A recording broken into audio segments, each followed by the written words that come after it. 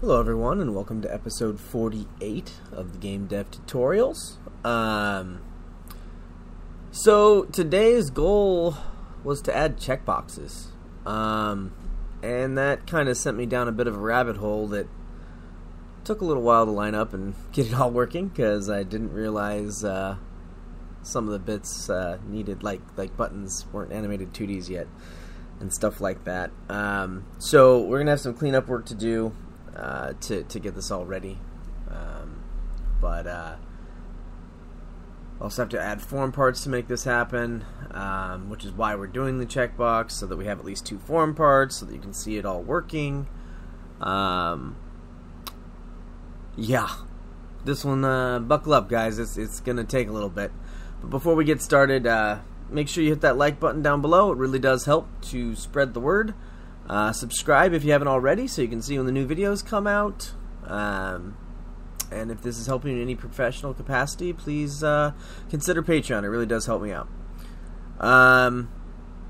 Alright, so, oh yeah, and then I'm on Discord, guys. It's linked down below in the description, but if you guys need help with anything. Okay, so first what we're going to do is we are going to change buttons to be animated 2D rather than basic 2D. We'll have to do a little finagling. Then I have a function that creates frames based on individual frames, so creates single animations. How do I say this? Single frame animations from each individual frame, and this is something I wrote a while ago, and it's more useful than I originally thought it would be. So I'm gonna give that to you guys there, and we'll talk about it. Then we're going to add FormPart.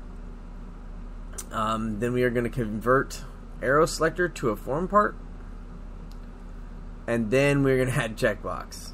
I don't think that I'm going to type out all of Checkbox, just because otherwise this video could get very long. We'll see where I'm at when we get to that point. Sorry for the cat, everybody. Alright. So first things first. Let's start with getting button 2D to be to have the parent of animated 2D. Where are we at here?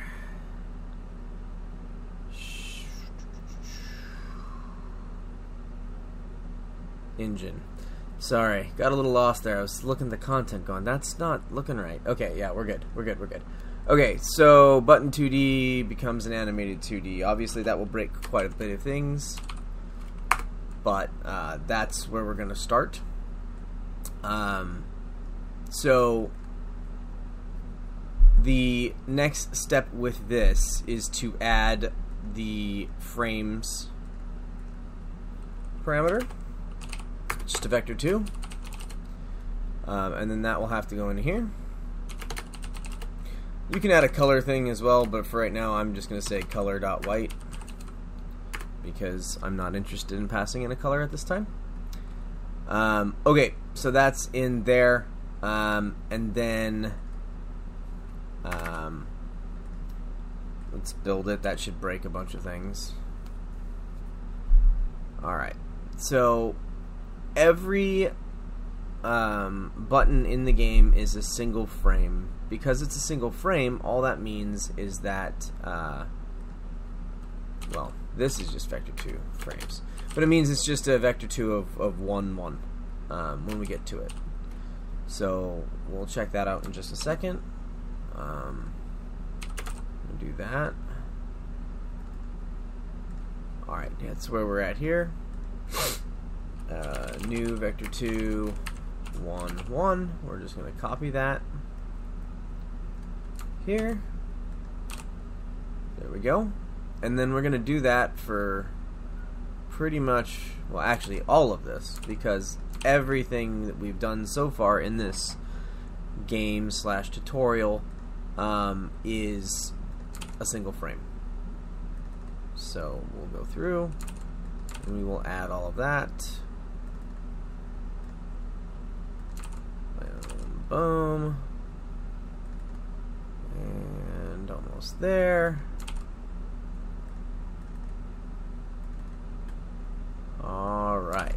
Okay, let's build again, make sure there's no other issues. Oh, tons more issues, of course.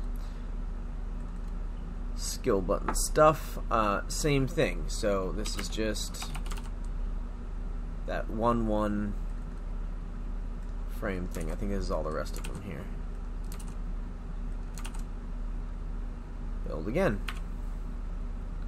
Okay, so we've now successfully converted that, and we'll test it later. I am sure it's correct. If it's not, then we will fix it. So the next thing we want to do is this auto frame creation bit. So we do that in animated 2D. So let's open that up, and then I will type this one out because I will want to explain it as we go. It's not very long, but for what I call it, it's public. Virtual void create per frame animations. Okay, so we're gonna loop through the frames. So for whatever reason, and I'm just gonna copy what I have here in my prompt because I don't really want to try to rewrite this. I started with J. Usually I never have J on the outside, but I did here, so I'm just gonna leave it. J less than frames Y. Oh, that's why I did it. That makes sense.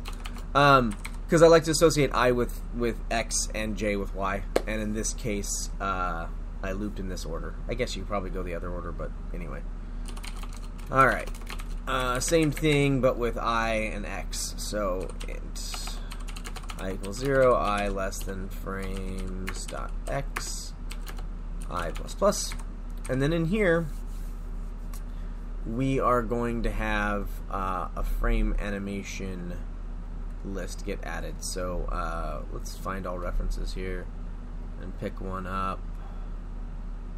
There we go. Let's just grab that guy there,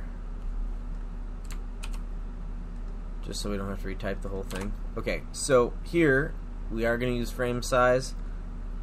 Here we're not going to use this. We want just 1-1s. So new vector 2, because we want it on a single frame each. In here we're going to say I J, so that's which frame we're looking at. We are going to set, I mean, you can set this to whatever, but they're single frames, so they don't really matter. Single frame, so 1 there. We want a 0 for that, and we want a blank for that. So that will give us an animation created for every frame in our sprite sheet. You'll see me want this for the way that I structure the art in the checkbox. So I will show that later. But this is important. Then from here, we need to go back to button 2D, and down in this area here, we're going to have we're going to call that, so create per frame animations, and then we're going to say frame animations equals true. So that will set the usage of the frame animations. So now when I pass in my checkbox, which consists of 2 frames, I will come out with 2 animations, and it'll already be ready to use. So for a single sprite sheet, you will have 1 animation, and it'll all be set up, and it'll all be working correctly as well. So this all should work. Okay, next we're going to do FormPart, and then convert ArrowSelector as well. So let's start by creating FormPart. Let's find ArrowSelector. I assume it's in input. No, data types. Forms. There we go. Okay, so we are going to create a new class. We're going to create FormPart. Now, FormPart, the goal of FormPart is to encompass all things that could be used in a form. And when I say a form, think of the internet when you're signing up for something or whatever, and you have text boxes and check boxes and text areas and drop downs and multi-selectors and all the other wonderful things that you can have in a form. FormPart's job is to be the parent of all of that. And the reason we do that is so that we can create a form with just a list of form parts, and then with that list of form parts, we are able to process the information in a generic way instead of processing the information in a custom way. And the reason we want to be able to do that is because it saves a crap ton of time. It will not save a crap ton of time the first time you write it. In fact, it'll be longer, but by the second or third, or definitely by the fourth time you use it, you'll have saved so much time, you'll be very happy with your choice to do this. So, and then if you're like me, by the time you've done it 50 times, you will have, saved yourself maybe an entire day's worth of work. So, yeah. So that's our goal with this, just so you understand where we're at. We grab the includes, let's put them in here. And then let's look at ArrowSelector, and let's think of what is it that we need. What is it that we need from this class? Whoops. Oh, public. I'm sorry. I'm a little bit out of it, I guess. I'm trying to stay in it, but we'll see. Alright, so let's look at ArrowSelector here real fast. And then, let's see. Do we need to know what's selected? No, we don't, because that's an ArrowSelector specific thing. Title. Yeah, we probably want title. Because, yeah, well, the way we're going to write it, we need everything to have its own title. You could have a different variable that's not title, but we're just going to use title. Does it need a positions and dimensions? Absolutely it does. Does it need buttons? Well, no, because checkboxes don't need buttons. It needs a singular button, but not a list of them. Could you say that the list of them is, and just have a list of one? You could. I'm not going to. And then same goes for the options. I don't need a list of options for a checkbox. I just need to know whether it's checked or not. So these are not generic enough for our parent class, but these are. So let's take these and let's paste them in, and then say public form part. Huh. Didn't seem like that was working properly. Title. Oh, it's because there's arrows over here. So then let's just extend this from FormPart, and then we will need at least these in FormPart, which means that we are going to be looking at passing them over. So pose, dims, and title. Okay, and then pose, dims, and title get set at the parent class. Hopefully that all makes sense to you guys. But our ArrowSelector now still does exactly what it used to. It just has a parent class. We are not done with what we're doing here. Like I said, I went down a bit of a rabbit hole, and I was, working on these things and trying to get them nicer and nicer and nicer. And I just realized my air conditioner's on, so I'm going to turn that off real fast so that the sound is nicer for you guys. Sorry about that. I wasn't paying attention to that. I wish I was. Sorry for that noise this whole time. Okay, so where were we? Okay, we moved those out. There are some other things that we're going to want to consider having in our FormPart. Well, actually, you know what I'm going to do real fast? I'm going to create a folder called FormParts, and I'm going to throw ArrowSelector in there. Okay, just that's a minor organization thing, but I definitely want to do it before I forget. Okay, so in FormPart, what we are going to have now is we are going to have a pass object that can tell us if something's changed. Are we going to use that now? No, we're not. But at least I don't think we are. But anyway, I use this all the time. I put up a video on selecting hairstyles. Of those parts, mostly are arrow selectors, and there's also a checkbox. So hey, check that out. You have the two things I used on that specific form, and I use this changed variable each and every time something is changed on the arrow selector or in the checkbox to then call a function that processes what I want to happen when those changes happen. In this case, we don't have that. We process it when we leave the page, or if you did the optional thing that I mentioned and created like a submit kind of a thing, then when that happens, you process it. You don't need to process it every time something changes, but this will give you the option to do so. And then the other thing that I'm going to do is I'm going to have a show title.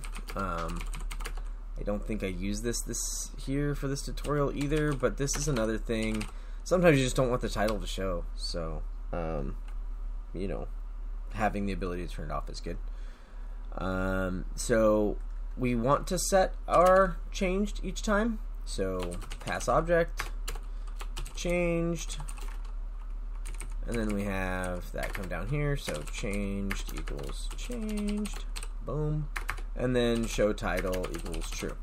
By default, we can turn that off whenever we want to, but by default it's going to be on. Okay, so we need to have a blank update so that we can call updates. Best way to grab that is just to come in here. I mean, grab the whole thing, and then we'll delete the middle part. So it just needs to be blank so that we have a virtual of it. We're going to get rid of that, and then we're going to come here and say override. Okay. The next thing we need to do is we need to have our get option function. So we should have one of those here, get current option. And again, we just need a relatively blank. It has to return something, so we'll return null. Okay, so we'll do that, and then we'll return null. And again, in ArrowSelector, we'll come in here and say override. Alright. The next thing we need to do is have a return XML one, which we have here. It'll be a little simpler, but we'll grab it and put it in here. And it'll just have name in it. So we'll go to here, or title, or name, and name, whatever. I mean, that's just same thing. And again, here we're going to come in, oops, sorry, ArrowSelector, we're going to come in and say override. It doesn't like something. Oh, we need to pass in our pass object. Changed, and then over here, changed. Okay, dealt with. And then of course it didn't like that, but these are just null, no big deal. And then null, and we're back to a working state, or should be. Whoops, not that. Rebuild, didn't like something. What don't we like? Why does it not like? Oh, because I put it in the wrong spot. Believe it or not, I did that when I was setting up my prompt too. I'll just do all three and then delete these. Just in the wrong side on the spot on the parens. That should build now. Okay. Good deal. Let's see. We are still setting up FormPart, so we set that up. Let's see, what else do we need? We need a load data. So this is something we're going to add this time, and we don't actually have it in our ArrowSelector, but we are going to convert it and add it into the project because it'll be important to both save and load what's in our checkbox as well, and it'll be slightly different. So, or it could be slightly different. In this case, it's actually going to appear almost the same, but it could appear extraordinarily differently. So we're gonna take that into account and make a generic load data function, and that way with any FormPart you can have a custom load on it. Okay, so public virtual void load data. In here you have an X element data, and then here we're going to say, well, you actually don't need to say anything, but just for giggles, because for whatever reason I always do this, just in case I edit it later to not be blank. I do test to see if data is not equal null. Just saves me time later. That is the oh no, we need draw. I was gonna say that was the full setup. No, we need the draw function. So we gotta grab this guy here. Might as well just call it override while here. And then we'll come over here and we will put in the function. It's just blank because FormPart is not designed to really do anything except for allow all these different parts to go into the same list. In a nice, clear, and concise way. So we have that, which is awesome. We are going to have to add our load data here. That is the one thing that we are going to have to add to what we're doing. And so let's grab this one since we typed it out already. And we'll come in here, we'll put it in, change this to override. And then what we need is what we're doing here in option menu. So we'll find this here in load data. We have this piece right here, and it's set selected. So we're going to come in here and we're going to do that. So it's just itself, so we don't have to worry about that. And then instead of being this, it'll be this data piece here. And what we are going to do is we're going to test it to make sure it's not null. And the reason we're going to do this is just in case you try to pass the wrong element into the wrong data structure. So let's say they have different saves. So this saves in this format with name selected and selected name. But let's say that selected doesn't exist on a checkbox, and actually I'll make that happen so that you can see it. Well, since we're testing for it, we want to make sure it's there. If it's not there, then we don't want it to break. We'd rather it just not show up. It's better for your game to have a bug that the game manages than it is to crash. A crash makes people crazy, so you've got to be careful. Alright, so let's test for that. So we're testing for this data element right here. Make sure it's not equal to null. So not equal null. Got it. Alright, so now we've set that up. We need to come in here and place it. So we have this ArrowSelector, which that's named, that the name of that is going to change it soon. But we'll work on that in a minute. And we are going to pass in the option list. Let's go back. We're passing in option list 0. Yeah, I thought so. I just wanted to make sure. We're going to go forward now. Okay. So that will now do exactly what it used to do, except for it's doing it inside itself, so we can process it differently for each individual data structure. Okay.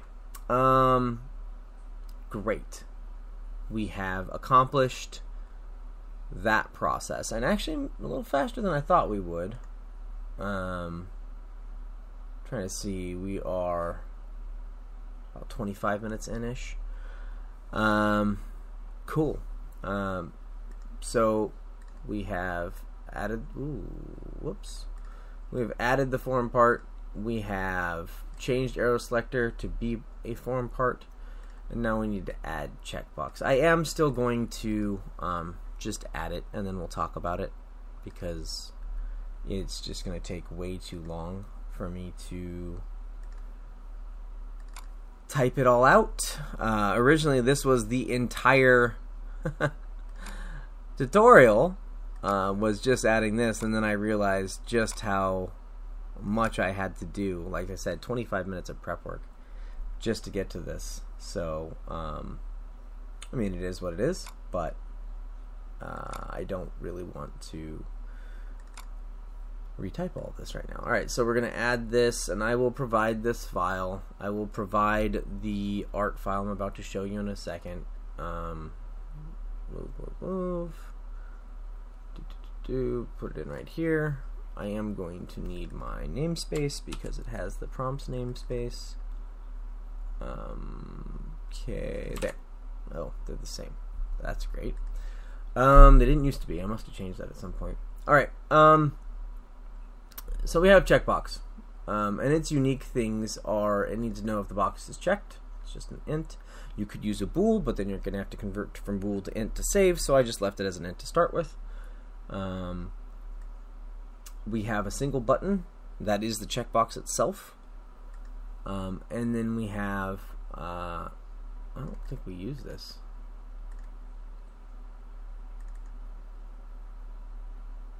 I don't think I need that. Let's take it out and see what happens. How about that? Pretty sure I don't need that. Okay. If I need it, I'll come back and put it back in, but I'm pretty sure it's unneeded. Alright, so we have our setup. This file here, let me just show it to you so you guys can see it.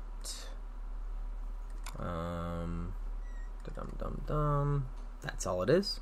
So this is frame 1, this is frame 2. Very simple, not complicated. I made it myself. It's somewhat pretty. I actually like it. Kind of proud of it. About as good as I can do it in my life. So I have that. I will give it to you. I also will give you the XMB file, which we're going to stick in right now. Put that in. Content. Copy if newer. Okay. So we've done that. We put it in. This will load. It's a button. Notice the frames.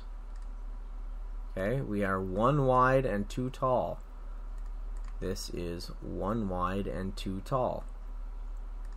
So that's the number of frames. It'll divide it all up and do it all on its own. We covered that in Animated 2D. If you don't remember, go check it out. When the checkbox is clicked, it will call this function here. All that does is change box checked between 1 and 0. So if it's 1, it's 1 minus 1, which is 0. So it just toggles back and forth. If it's 0, it's 1 minus 0, which is 1. Okay. This is just a little piece of code. I don't remember if I've talked about this. I think I have. I may have only talked about the bool version. Can't remember. But this is essentially the same as like a bool, that it's like bool equals not bool. Same thing. This is just the way to toggle it for an int. And then if changed, we're going to call changed. Now, our changed is null, so it doesn't matter. But if it was important to know exactly when it changed, you could call a function that's outside of this class and process it however you need to. The get current option, which is the same as this here, is slightly more complicated. Rather than grabbing the option that's selected and just returning it, we have to create an option because we don't have one up here. So we've got to create a blank one. Then we have to initialize it. We'll give the title of the option is just the title of the checkbox, and then box checked is the value of it. So it'll return the 0 or the 1. Our load data is oh, I did leave it as selected. Well, let's change it just because we can. So this is box checked. So we'll do that, and then we'll change those two. Okay, so they're different. This one is decisively different than this one now, right? Because they're calling a completely different variable. So you'll see that working in a minute. And then our return XML is basically the same, but instead of having 3 fields, it just has the box checked instead of the selected and the what is it? And selected name. And then we have we have our draw, which is a relatively standard draw. We draw the button, and then we set the shader back to null so that we can draw some text. It's the same. The one difference is our show title here works. So if we put show title to null, then it won't show the title anymore, which we should do here as well. So if show title, and that should do it. So that will make ArrowSelected work on that as well. And you know, we should. Well, we don't have a changed variable yet. We'll have to set that up at some point. I'm not going to deal with it right now. All right, so we have checkbox. Now, if we come into our options menu, you know what? I'm going to just run it before we put the checkbox in and make sure that everything's working. That's kind of an important thing to do. We've done a lot of work. Let's make sure everything's still working.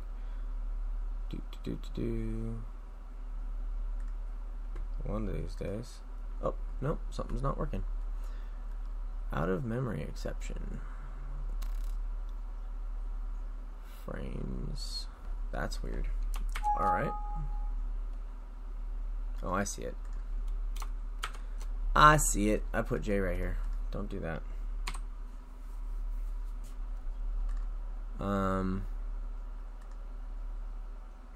Yeah. That's, I think, all it is. Yep, that's all it was.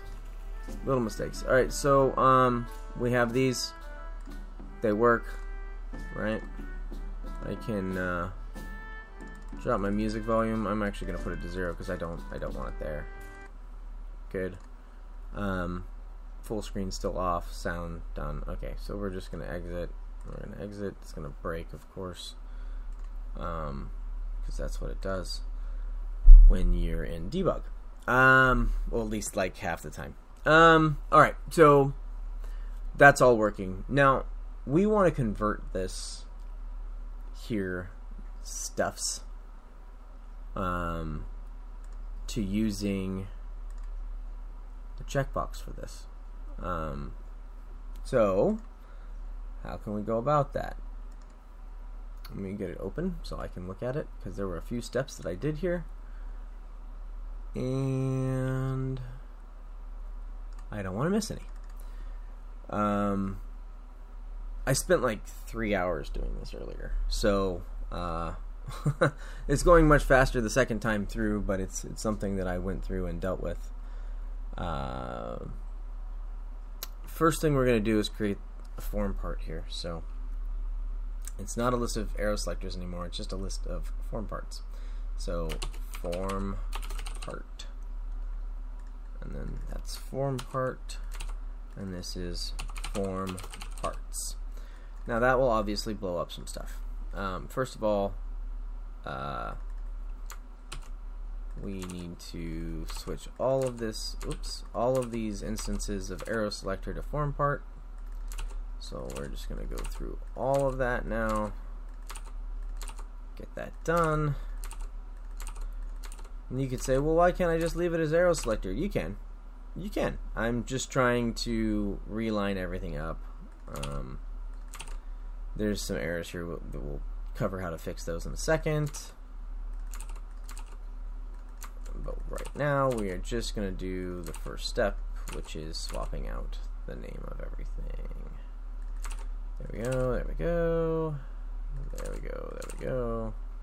Check our errors, and they should just be this stuff up here. This one, well, we'll just do all three for right now, and then we'll switch it out in a minute. So first we're going to create a ArrowSelector that's not in the list, and then temp selector equals null. Okay. The next thing we're going to do is we are going to strip out this, because we don't have access to these things here inside FormPart. We could, but we don't. So I want to cover this way, and you can add a base function, a virtual function, and then override it if you feel like it. So what we're going to do is we're going to say this equals that.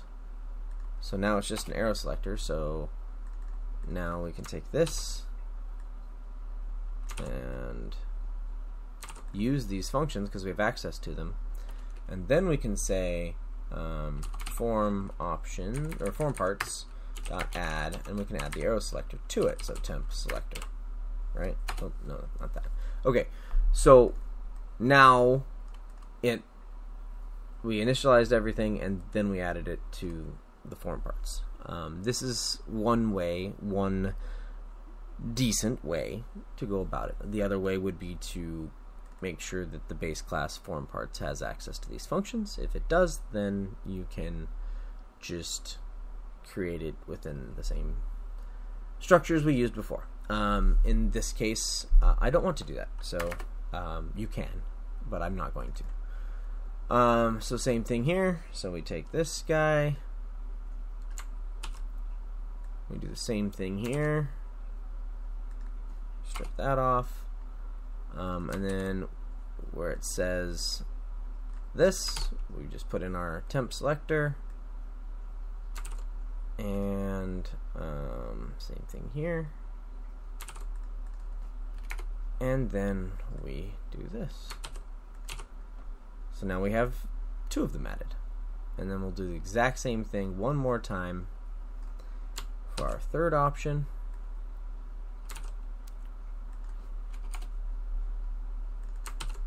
And almost there. And last one. And grab this and put it in here. Okay, so now we've added our 3 ArrowSelectors. Let's load our game. Here we go.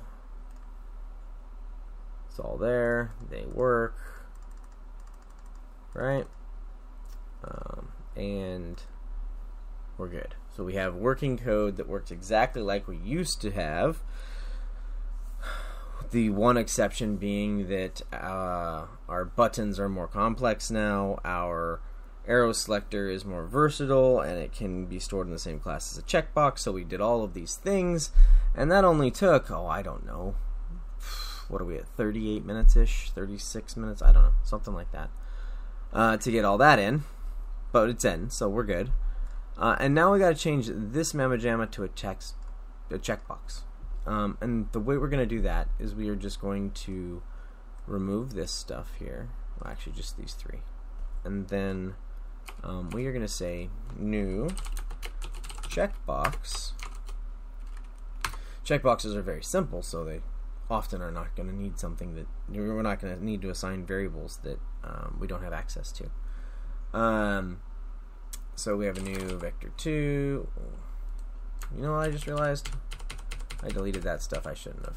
Alright, let's try that again. So, new checkbox, and actually all of this information is what I needed, so there's no reason to retype this. There we go. So now our checkbox is in the same place as our full screen option was. So we have this. The first time it loads in, it actually won't load properly because it's not saved as box check, it's saved as selected, and that's okay. So right now here I'll even put a breakpoint in. When it hits it, it'll go in here. So let's run it, and look, it went in there.